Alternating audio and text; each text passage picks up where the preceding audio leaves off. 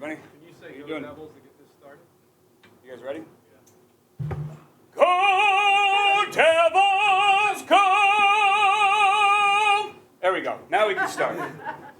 Hi, everybody. My name is Gus Farwell. It's good to see you. Over here is my lovely wife, Claire, who just flew in from Spain. So it's amazing that she's up and looking lovely as ever. But good to see all you guys. Just wanted to let you all know that we'll be doing a performance at ASU Gamage this Friday at 7:30 p.m. Amazingly, we are going to have a tailgate, which is going to start at 6 p.m. We are going to tailgate Gamage. It's going to be incredible. It was incredible. That the response from Gamage was actually way more positive than I thought, and they loved the idea. So this is great. They like the idea of doing that and getting some people into the theater who might not been there before. So we're really excited, and it's going to be something special. Rehearsals have already begun. I just left one right now, and ASU Symphony Orchestra will be involved. ASU Gospel Choir as well, and a couple other surprises here and there.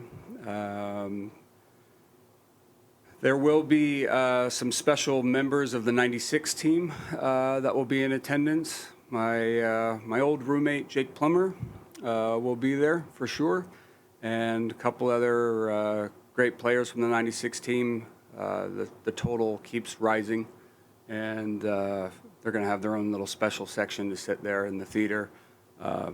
May or may not come up on stage, we'll see. But there will be a special tribute that will happen in the concert that I'm really looking forward to. So. Question. Got a mic right here.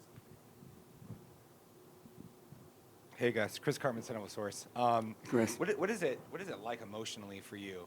Kind of the whole trajectory of being a Sun Devil and then this opportunity and everybody coming out to support you. It's something else. It's a dream 26 years in the making. So I used to sneak into Gamage when I was a freshman as a theater major here playing football, and I used to go in through well, I probably shouldn't say how I got in there. But I got in there, right? Yeah. But I got in nonetheless, and I used to sneak in there and go out there on that, beautiful stage, and usually in the dark, just with a little ghost light there on the stage, and would just stare up at that incredible theater, that beautiful theater, and just say, one day I'm going to be on this stage performing. And to be perfectly frank, that dream took a real right turn. And, just talking to Coach Iguano outside and talking about how after the 97 Rose Bowl, 10 days later, my best friend was killed in a car wreck with her dad and her 14-year-old brother on the 5th year anniversary, same day that my father had died of pancreatic cancer my freshman year of high school. So I came back to ASU ready to fight for my position. Roommates with Jake. I wanted to take over the team for him. And yeah, I got back. I flew in. I got to our house. I called home, and my brother answered the phone. He said, "I think you better sit down." And I found out that news, and that just devastated me, and it really took my course sort of in a different direction. Came out for spring ball. I had no fight. It was really tough. I went home for the summer, which Coach Iguana and I were just laughing at. Like, if you're competing for a position, you don't go home for the summer. You stay here. And then I just sort of I drove back from Northern California 12 hours, cried almost the whole way, and pulled into a parking lot, called my brother on a payphone, and said, "Hey, I don't think I want to play football anymore." And he said, "Man, I'll back you. That's what you want to do, I'll back you." And so it was tough. It was tough for a long time, walking away from everything that I wanted to do here and accomplish here. I'll be frank, it was really tough in the beginning for me to come back after I walked away. Now, it's incredible. It's incredible to come back here and to be here in front of you guys in this room, to be here with the incredible people of this university, to be welcomed back with such open arms, and to have the opportunity. I've been talking with my wife about just singing, and there's always pressure in performance, right? Like there's always like, okay, I just want to deliver. I just want to, you just want to sing well. I know what I can do. I just want to sing well. And, she keeps telling me, just enjoy every second of it. It's an opportunity, who knows what happens in the future, or will I ever get it to be on that stage again? I don't know. But I've just here for a long time throughout my career, I've always thought about what's next. I'm overthinking about what's next. I just want to concentrate on being here, being present. And after everything that happened in the pandemic and how I ended up here to begin with, to be there in that special place with everybody together, we forget that it wasn't that long ago that we were all separated and forced into lockdowns and restrictions and mandates, and we had a curfew for 9 months in Spain. We forgot we couldn't even be out after 10 p.m. in Spain for 9 months. It's pretty. Yeah, we couldn't go clubbing anymore, which is where we met 20 years ago. So it was a real detriment to us in our Spanish life. But it's just to be together with everybody there in that room. It's going to be something special. Michelle Gardner, Arizona Republic. Hi, Michelle. Good to meet you, Gus. Yeah. Now that you're doing TV commentary, like with the Pac-12 network, that's kind of like performing too. So do you find that there's similarities in those two things that you're now doing? Yeah, it's pretty funny, really. It sort of hit me almost halfway through. It didn't really hit me until I started to do it, and then I realized that as much of there's the analytical side and the understanding of football side, but then there's also the entertainment side. It's a show. Every time you turn on the television, you want to see a good program. It's not just about the sport on the field. It's also about all the other things going on. And I realized, it sort of hit me, and I said, maybe I've been training to do this all my life, with the living in the two worlds of performance. And, I've been on plenty of stages, been in front of plenty of cameras. I flash back, I see these cameras set up like this. I think back to the Rose Bowl, when we went to Universal Studios, and on the Wednesday at the end of practice, coach said, hey, there's going to be a talent show tomorrow. And I went out the next day, as only a 19-year-old kid could, with all due respect to all 19-year-olds here, went out and sang Ridi Pagliacci at the talent show. That was the first time that I'd ever sung opera in public.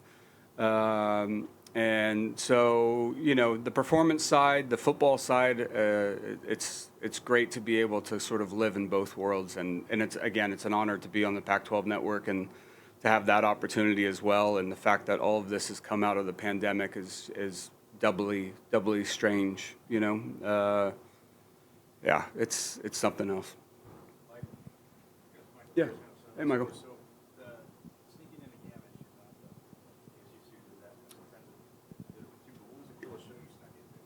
So I never actually snuck into a show. I snuck into the back of Phantom of the Opera. I walked around and looked at all the props and this, that, and the other, and I never actually snuck in and sat down and watched the show. I've always had this thing, and this might sound strange, but I've never really liked concerts myself, because I think I've always had this thing where I wanted to be on stage. I remember there was one in particular where I went and saw Dave Matthews at what was then Pac Bell Park. I'm not sure what it's called now in San Francisco. And I was watching the concert, and everybody was having a good time. And I went and I snuck back around through security, and I actually sat in the bleachers behind the stage and watched the audience rather than actually watch the show. I know it's a weird thing. It's a performer's thing, I think. I think that was a young me as well, though, where it's like, I just want it to be me. I want to be up there. I want to show what I can do. Now I really enjoy concerts now, it's a little different. So, anybody else? Anything else? Everybody good? I'll go. Yeah. Hey guys, chat. You and the Batman I have no recollection, Senator. It might have been. Unofficially, it might have been me and the Batman. Yeah, unavailable for comment for sure. Jack Loader, Devil's Digest. What kind of crossover you're hoping to see in terms of audience? It's probably going to be a pretty like non-traditional opera audience on Friday night. Are you hoping to see a lot of players from this team, and how much is this kind of crossover going to make for those guys? Yeah, I hope I know it's Friday night. It's the night before the game, so it's always going to be difficult, I think, for the players to get there. I think there's going to be some there potentially. But as far as the audience is concerned, I've always wanted to be sort of a gateway drug to opera for people. Does that make sense? Like, it was, I've always sung crossover. I always think that the concert itself will be a mix of American standards, maybe some Billy Joel in there, and then we'll get into some of the big fireworks stuff of opera. But I like being that entry point because I think there's so much in the opera world and the classical world that it can be so standoffish. It can be so sort of, oh, I don't belong here. And that's not really truly what opera was originally written for the masses. It wasn't this sort of like nose up in the air, ultra. In fact, it was looked down upon for a very long time, almost like in the heyday or the beginning of when they started to make motion pictures and movies and things. That was sort of looked down upon as well.